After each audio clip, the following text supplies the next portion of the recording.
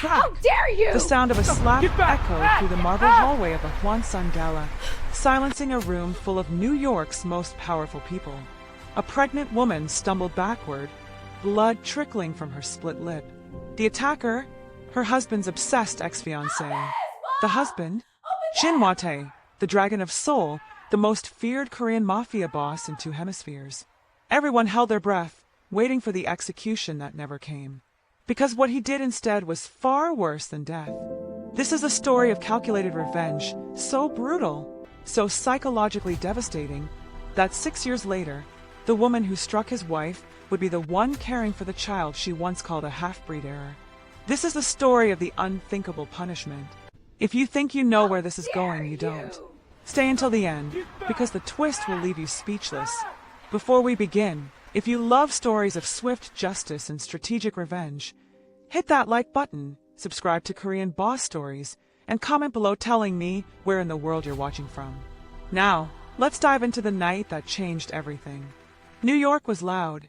The city that never sleeps hummed with traffic, sirens, and a million conversations happening at once.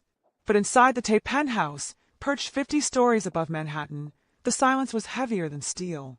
Samara stood before a floor-to-ceiling mirror, her hands trembling slightly as she smoothed the emerald green silk over her 7-month baby bump. The gown was exquisite, custom-made to drape elegantly over her curves, the color a stunning contrast against her deep, radiant brown skin that seemed to glow under the soft lighting. Her hair was styled in glamorous waves that cascaded over her shoulders, and diamond earrings, a gift from her husband, caught the light with every nervous breath she took. She looked like royalty, but her eyes told a different story. They darted anxiously toward the door, toward the window, toward her reflection. Tonight wasn't just another gala. Tonight was the Hwansung Gala, the night the Tae Syndicate would announce their full merger with American markets. On paper, they were a shipping conglomerate. In reality, they were the iron fist that controlled trade routes from Seoul to San Francisco, the invisible hand that made politicians sweat and rival organizations disappear. And Samara, a black woman from Brooklyn who had fallen in love with a Korean Mafia boss, was about to walk into a room full of people who saw her as an outsider, an intruder, a mistake. "You look like a queen!" A deep voice rumbled from the doorway. Chin-Hwa Tae entered the room, and the air itself seemed to shift. He was a man built from contradictions and danger. Towering, lean, and muscular, he moved with the controlled grace of a predator. His sharp jawline and cold, calculating eyes that people called the void, had witnessed horrors most couldn't imagine. Traditional Korean-style tattoos crept up from his chest, visible just above the collar of his immaculately tailored black tuxedo. Dragons and tigers wound around his collarbone, and more ink decorated the backs of his hands and knuckles, permanent reminders of a violent past he had never tried to erase. To the world, Chin-Hwa Tae was the Dragon of Seoul, the man who had dissolved 3 rival clans in a single night of strategic brutality. To Samara, he was the man who learned to braid her hair when she was too tired, who rubbed shea butter on her stretch marks every evening, who whispered promises to their unborn child in Korean while she slept. "I feel like a target," Samara admitted quietly, turning to face him. Chin-Hwa's expression hardened as he adjusted his onyx cufflinks. "Anyone who looks at you with anything less than worship will lose their eyes. I promise you that." But they both knew the real threat. It wasn't the American investors or the judgmental Korean elders. It was her, Elena Park, the ghost that refused to disappear, the daughter of the Syndicate's biggest investor. Beautiful, Korean, connected, and utterly obsessed. Before Samara, Elena had been Chin-Hwa's intended, a match arranged by the old guard, a union designed to consolidate power. When Chin-Hwa defied tradition and married Samara instead, Elena didn't accept defeat. She lingered, claiming the title of Mistress in tabloids, playing the role of a shadow wife, convinced that Samara was just a passing American fascination and that she, Elena Park, was the true matriarch waiting in the wings. The ballroom smelled of old money and white orchids. Crystal chandeliers hung like frozen waterfalls, casting prismatic light over silk gowns and tailored suits. The atmosphere was thick with tension, the kind that comes when two worlds collide and neither wants to bow first. American investors mingled uncomfortably with Korean elders, champagne flutes clinking in forced politeness while eyes assessed, judged, calculated. Samara held her head high, her hand resting protectively on her belly. She navigated the cultural minefield with grace, offering polite bows, speaking careful English, letting them underestimate her. What they didn't know was that she spoke fluent Korean, a skill she'd mastered in secret to surprise Chin-Hwa, and a weapon she kept hidden, allowing them to reveal their true faces when they thought she couldn't understand their whispered insults. Near the bar, Elena Park held court like a queen in exile. She wore a white hanbok that had been modernized, tailored, transformed into something that looked disturbingly like a wedding dress, a deliberate, visual insult to Samara. Her makeup was flawless, but her eyes were glassy, unfocused from too much champagne and too much entitlement. She laughed too loudly at jokes that weren't funny, touched arms that didn't want to be touched, and stared daggers at Samara with a manic intensity that made nearby guests uncomfortable. The elders watched, the investors whispered, and Chin-Hwa stood beside his wife like a silent sentinel, his hand on the small of her back, his eyes scanning the room for threats the way a soldier scans a battlefield. Samara excused herself to the restroom, needing a moment away from the judgment, the stares, the weight of being watched. The hallway was quieter, lined with marble and gold trim, the sounds of the gala muffled behind heavy doors. She took a breath, steadying herself. That's when she heard the click of heels behind her. "You waddle like a duck," Elena's voice cut through the silence, dripping with contempt. She spoke in English, her accent sharp. "It is embarrassing for Appa to be seen with you. You ruined the aesthetic of the family." Samara turned slowly, exhaustion evident in her eyes. "Elena, go home. You're drunk, and you're embarrassing yourself." "Embarrassing?" Elena stepped closer, her white dress rustling like a threat. "I am the mistress of the Tae circle. I am the one who understands the burden of his crown, the weight of his legacy. You—" Her eyes raked over Samara's body with disgust. "You are just the incubator for a half-breed error." The words hung in the air like poison. Samara's hand instinctively moved to her belly, protective, furious. Her gaze sharpened, her voice dropping to something cold and final. "Speak about my child again, and I'll have security remove you. You have no authority." Elena screamed, the champagne and rage finally boiling over. "You are a guest, an American novelty. I am the history. I am the tradition. I am the—" Elena raised her hand. It wasn't a clumsy, drunken swing.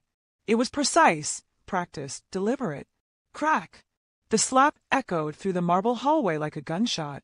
It was hard enough to split Samara's lip, hard enough to snap her head to the side. Samara stumbled backward, her hand flying to her belly, shock and pain rippling through her body as she fought to keep her balance. A thin line of blood appeared at the corner of her mouth. The hallway went dead silent, because it wasn't empty. Standing at the end of the corridor, having witnessed everything, was Chin-Hwa Tae, flanked by 3 stone-faced elders and Chairman Park, Elena's own father. They had seen it all. The insult, the slur, the strike against a pregnant woman. Elena froze, her hand still raised in the air, her chest heaving. Then, slowly, a twisted smile formed on her lips. She looked at Chin-Hwa, expecting him to admonish Samara for provoking a woman of higher social standing. In this world, bloodlines often mattered more than marriage certificates. In this world, the daughter of an investor held power. "She disrespected our customs. Chin-Hwa," Elena lied, her voice breathless with false righteousness. "I had to discipline her. She needed to learn her place." Chin-Hwa moved. His footsteps were slow, rhythmic, terrifying. Each step echoed like a countdown. He didn't look at Elena. He didn't acknowledge her existence. He walked straight to Samara, and the coldness in his eyes transformed into something else entirely, something gentle, something devastating in its tenderness. He took out a pristine white handkerchief and gently dabbed the drop of blood on Samara's lip. "Are you hurt, Jagia?" he whispered, his voice trembling with suppressed rage that could level cities. "I'm okay," Samara whispered back, her hand over her belly. The baby kicked. Chin-Hwa turned to Elena. His face was a mask of stone. No anger, no shouting, no visible emotion. Just a void, empty, infinite, terrifying. The kind of emptiness that swallows screams. Go home, Elena, Chin-Hwa said softly, his voice barely above a whisper. Elena blinked, confused. But I said go home. This is the moment everything changed. Elena walked away, her heels clicking victoriously down that marble hallway, thinking she had won. Thinking the dragon had accepted the slap. Thinking she was untouchable. If you think Elena just signed her own death warrant, hit that subscribe button right now. If you think she'll get away with it because of her father's money and connections, tell me why in the comments. Because what happens next will redefine everything you think you know about revenge. In the limousine on the way home, Samara sat in stunned silence, her hand pressed against her swollen lip, confusion and hurt swirling in her chest. Chin-Hwa sat beside her, his hand holding hers, his thumb tracing gentle circles on her skin. But his eyes stared straight ahead, unseeing, calculating. Why? Samara finally asked, tears stinging her eyes. Why did you let her walk away? Chin-Hwa turned to her, and for a moment, she saw past the dragon, past the monster, to the man who loved her more than his own life. Because death is too easy for her, he said quietly, his voice like silk over steel. And a public scene would tarnish her dignity. I will not let her turn you into a spectacle. Tonight, she sleeps thinking she won. Tomorrow, she wakes up in hell. He kissed her forehead, his lips lingering there like a promise. What I am about to do to her cannot be undone. She struck the mother of my heir. In our world, that is not a crime. It is a declaration of war. And I always win wars. The next morning at 6 a.m., Seoul and New York woke to a news cycle that shattered the internet. But it wasn't about the slap. It was about something far more devastating. Chin-Hwa didn't send hitmen. He didn't order a beating. He didn't make her disappear in the night. He did something far more cruel, far more calculated, far more unthinkable. He utilized the ghost protocol, a tactic usually reserved for traitors of a state, for enemies of nations. But he applied it to a socialite. He applied it to the woman who dared to strike his wife. At exactly 6 a.m., Chairman Park, Elena's father, the man who had built an empire on the backs of loans and political favors, received a notification on his phone. The Tae Syndicate had executed a hostile takeover of Park Industries. But they hadn't simply bought it. They had done something far more brutal. They had exposed decades of embezzlement, tax fraud, and financial crimes to the IRS, the SEC, and the Korean National Tax Service simultaneously. Documents that should have been buried forever suddenly appeared in the inboxes of prosecutors on 2 continents. Chairman Park's hands shook as he read the terms. His company was finished. His reputation was destroyed. He was facing 30 years in federal prison. But there was a clause, one single clause. The company could be saved. The evidence could be buried. The father could be spared from prison. On one condition. Chairman Park signed the paper within 5 minutes. He legally disowned his daughter. Elena Park was no longer a Park. She was no longer anyone. Chin-Hwa was dismantling her entire life while she still slept off her champagne hangover, while she still dreamed of victory. We're about to witness the social nuke, the moment the dragon turned a villain into a punchline. Make sure you're subscribed to Korean Boss Stories so you don't miss how absolutely brutal this gets. Because this is just the beginning. At 8 a.m., every digital screen in Times Square changed.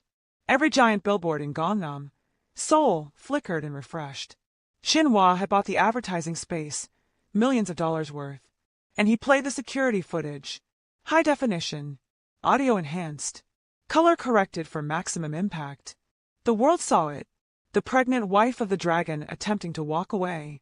Elena Park, the self-proclaimed mistress, slurring racial slurs, insulting an unborn child, and striking a pregnant woman across the face. But then came the caption, written by Chin-Hwa himself in both English and Korean. The Tae family offers a $10 million bounty. Panic rippled through the internet. People thought it was a bounty on her head. Assassins reached for their phones. Reporters scrambled, but the fine print read, "To anyone who can prove Elena Park ever had a relationship with Chin-Hwa Tae. She is a stalker. She is unwell. We ask the public to pity her delusions and report any sightings to mental health services." He didn't make her a villain. He made her a joke, a cautionary tale, a punchline. Within minutes, Chin-Hwa's team released years of evidence. Desperate, unanswered text messages from Elena begging for attention. Voicemails where she sobbed and pleaded. Screenshots of her photoshopping herself into family photos. Security footage of her following Chin-Hwa to restaurants, to meetings, to his home before Samara. He stripped her of the femme fatale image she had carefully cultivated. He revealed her as what she truly was, a pathetic, lonely stalker with delusions of grandeur. By noon, Elena woke up to a nightmare. She reached for her phone and saw 10,000 notifications. Texts from friends telling her to never contact them again. Her social media accounts suspended for harassment. News articles calling her the stalker heiress. She tried to use her credit card. Declined. She called her bank. Account frozen due to suspicious activity pending investigation. She called her father. His assistant answered coldly. Chairman Park has no daughter. Her apartment building manager knocked on her door with an eviction notice. The penthouse had been purchased by an anonymous buyer. She had 72 hours to vacate. Her friends blocked her number. The designer boutiques she frequented banned her from entry. The restaurants where she held court suddenly had no reservations available. She was being erased. Systematically. Professionally. Completely. Elena grabbed a suitcase and ran. She had one plan left. Flee to Paris, to London, anywhere the dragon's reach couldn't follow. She had jewelry. She could sell it.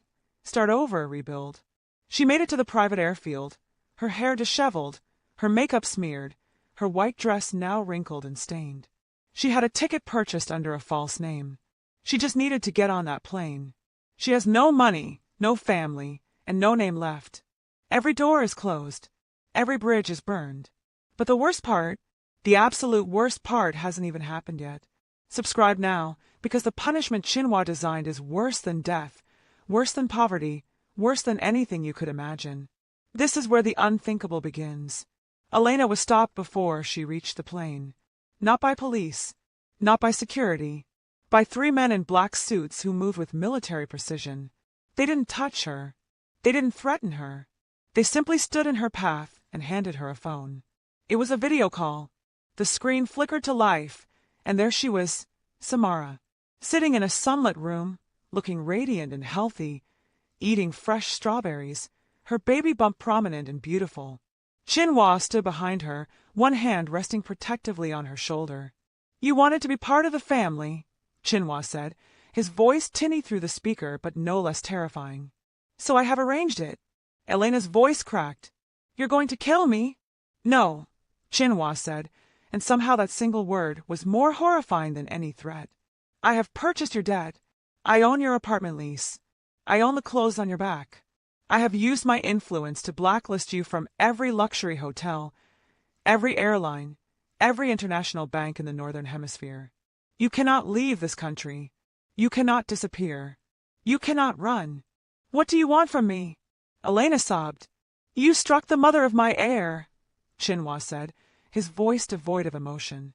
"In our law, the hand that strikes the dragon's wife must be severed. But Samara is American. She believes in mercy. She believes in redemption. So here is the unthinkable mercy we offer you." He paused, letting the silence stretch like a blade. "I have opened a foundation in Samara's name. For orphans in Seoul. Children who have nothing. Children you once called unworthy of investment at a charity dinner I attended 3 years ago. You, Elena Park, will be the face of this foundation. But you will not be the director. You will not be the spokesperson. You will be the help. You will scrub the floors. You will change the bed sheets. You will serve meals. You will clean waste. You will do this for 10 years. If you quit, if you run, if you fail even once, the evidence of your father's treason goes to the prosecutor general and he dies in prison. Do you understand?" Elena screamed. It was slavery. It was humiliation. It was a life sentence of servitude. "Wait," Samara spoke up, her voice soft but firm. "There is one more thing." Elena looked at the screen, her face streaked with tears and mascara. "You called my child a mistake," Samara said, her hand resting on her belly. "You called him a half-breed error. So every month, you will write a letter of apology. Not to me, to my child. You will write about what you learned that month. About humility. About service. About worth. You will write these letters until he is old enough to read them, and then he will decide if you have truly changed. Do you accept these terms?" Elena collapsed to her knees on the tarmac, her suitcase spilling open, her jewelry scattering like worthless trinkets. She had no choice. She whispered the word that sealed her fate. Yes. The unthinkable punishment wasn't death. It wasn't violence. It was transformation. It was forcing a narcissist to learn service, an elitist to learn humility, a woman who saw people as beneath her to spend a decade on her knees caring for those she once despised. But does forced redemption count as real redemption? Let me know what you think in the comments. And don't forget to subscribe for more stories where justice is served cold, calculated, and unthinkable. 6 years later, a garden in Seoul, lush and green, with the sounds of children's laughter echoing through the air. A young boy, 6 years old, ran through the grass with the fearless joy of childhood. He was beautiful, a perfect blend of his mother's radiant warmth and his father's sharp features. His skin was a rich brown, his hair dark and thick, his eyes bright with mischief. He tripped over a root and fell, scraping his knee on a stone path. He yelped, more from surprise than pain. A woman in a rough gray uniform rushed over immediately. Her hands were calloused from years of labor, her face free of makeup, lined with exhaustion and age beyond her years. But there was something different in her eyes now. The arrogance was gone. The entitlement was gone, replaced by a deep, resigned sorrow and something else. Something that looked almost like peace. "Are you okay, young master?" Elena asked softly, keeping her eyes lowered respectfully as she knelt beside him. "I'm okay, Auntie Elena," the boy said cheerfully, watching as she cleaned his knee with practiced, gentle hands. From the porch of the main house, Chin-Hwa and Samara watched. Samara was holding their second child now, a daughter barely 2 years old, while Chin-Hwa's arm was wrapped around her shoulders. "Do you think she has paid enough?" Samara asked quietly, leaning into her husband's warmth. Chin-Hwa studied the woman who had once slapped his wife. He saw the way she protected his son now, terrified of failing him, devoted in a way that couldn't be faked after 6 years. He saw a woman who had been systematically broken down and rebuilt into something resembling a human being by the sheer weight of consequence. "She is no longer the woman who slapped you," Chin-Hwa said finally. "That woman is dead. I killed her 6 years ago without lifting a finger." Samara smiled, kissed her daughter's forehead, and walked down the steps. She approached Elena, who immediately stood and stepped back, her head bowed. "Take a break, Elena," Samara said gently, handing her a cold glass of lemonade. Elena looked up, tears welling in her eyes. For the first time in 6 years, she didn't see a rival. She didn't see the woman who had stolen her fantasy. She saw the woman who held the leash of a monster and had chosen not to let him devour her completely. She saw mercy she didn't deserve and couldn't repay. "Thank you, madam," Elena whispered, her voice breaking. Samara touched her shoulder briefly, a gesture of acknowledgement, not friendship, but something more powerful than either. Then she returned to the porch, to her husband, to her children, to the life Elena had once tried to destroy. The boy called for Elena to push him on the swing, and she went, her stride no longer proud but purposeful. Because the unthinkable punishment had worked. Not through violence, not through death, but through 10 years of forced humility that had stripped away everything false until only the broken, fragile truth of a human being remained. This is Korean boss stories, where justice isn't always loud, but it's always absolute. Elena learned that striking a queen comes with a price, not your life, but your pride, your identity, your entire existence rebuilt from the ground up. Was it fair? Was it too harsh? Or was it exactly what she deserved? Let me know in the comments below. If you enjoyed this story of calculated revenge and forced redemption, smash that like button, subscribe to the channel, and tell me where you're watching from. Because there are more stories like this one, and trust me, you won't want to miss what happens when you cross the wrong people. Until next time, remember, mercy doesn't always look like forgiveness. Sometimes, it looks like 10 years scrubbing floors for the child you once called a mistake.